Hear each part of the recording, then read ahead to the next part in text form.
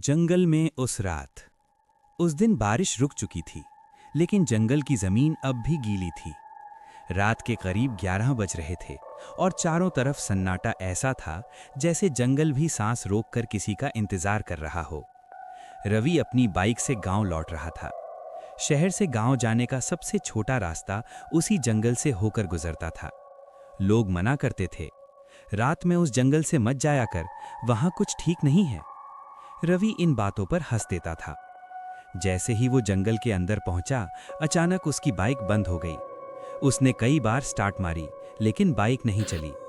चारों तरफ अंधेरा, ऊपर से पेड़ों के बीच से आती हवा की डरावनी आवाज और दूर कहीं से किसी के चलने की आहट। रवि का दिल जोर जोर से धड़कने लगा। तभी उसे कुछ दूरी पर एक औरत की परछाई दिखाई दी। सफेद साड़ी, खुले बाल और झुका हुआ सिर। रवि ने हिम्मत करके आवाज लगाई, कौन है वहां?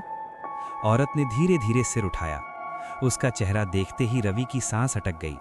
आंखें पूरी तरह काली, चेहरे पर कोई भाव नहीं और होठों पर अजीब सी मुस्कान। वो औरत बिना पैर हिलाए जमीन पर फिसलती हुई उसकी तरफ आने लगी। रवि पीछे हटने लगा, लेकिन उसके पैर जैसे जड़ हो गए हों। औरत ने भारी आवाज में कहा, इतनी रात को जंगल में क्यों आए हो? अचानक रवि को याद आया, गांव के बुजुर्ग कहते थे, अगर जंगल में ऐसी औरत दिखे तो पीछे मुड़कर मत देखना और उसका जवाब मत देना। रवि ने आंखें बंद की और मन ही मन भगवान का नाम लेने लगा। तभी उसके कानों में आवाज आई, देखो मुझे। उसने हिम्मत नहीं हारी। अचानक जोर की हवा चली, पेड़ झुक गए और सब कुछ शांत हो गया। रवि ने आंखें खोली, वहां कोई नहीं था। उसी पल उसकी बाइक अपने आप स्टार्ट हो गई। डर के मारे रवि बिना रुके बाइक दौड़ाता रहा। जब वो गांव पहुंचा, तब भी उसके हाथ कांप रहे थे। अगली सुबह उसने ये बात गांव में बताई। एक बूढ़े ने गंभीर आवाज में कहा, तू बच गया बेटा।